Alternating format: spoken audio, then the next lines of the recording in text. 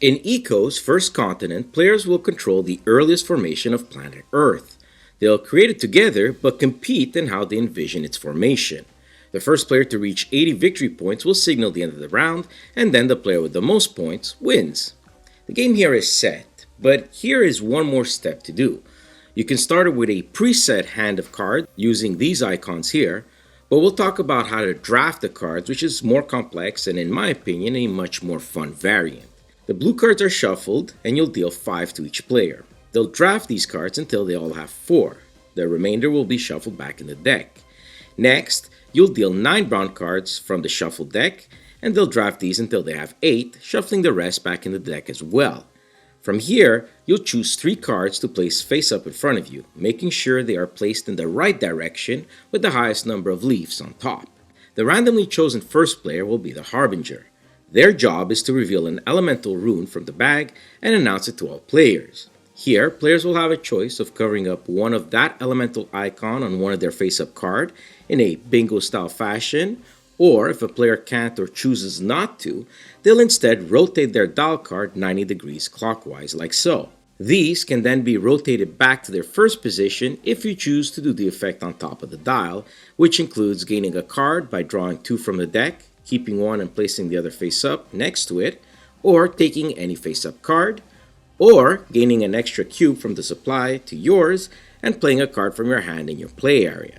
You only start with 7 cubes and 3 cards, so you will have to eventually turn your dial and use this effect. If placing a cube on a last showing icon on a card, announce Eco and you'll do the effects of the card from top to bottom. Then you'll remove all the cubes and place them in your supply and rotate the cards 90 degrees clockwise if not on the last leaf. If it is, you'll discard the card afterwards. The effects will range from gaining victory points, placing tiles, terrain, placing or moving animals, playing cards, or gaining elements or placing cubes on those icons. So there is a possibility of comboing off.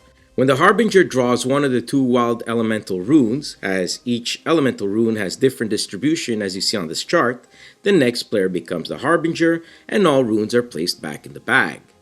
The game will progress, the continent will form representing years if not decades, and as the Harbinger changes, if a player reached 80 victory points, the game ends and the player with the most points wins.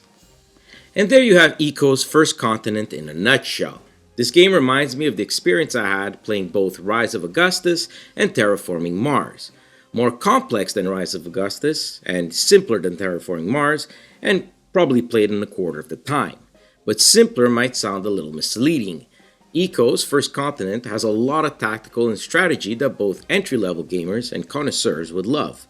The replay value is significantly high with the combination of cards you have and what and how they are distributed in each game.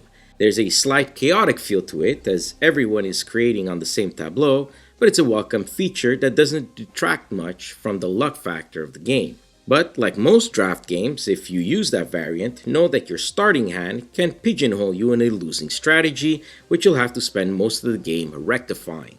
So choose wisely. That said, you can play with the preset hand, and it's a nice choice the game provides.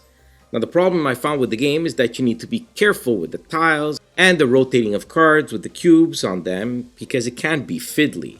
We haven't talked about the artwork, but as you can see it's certainly fitting and the components are quite good. I really enjoyed this game and it's definitely worth checking out. From us it scores a 7.5 out of 10.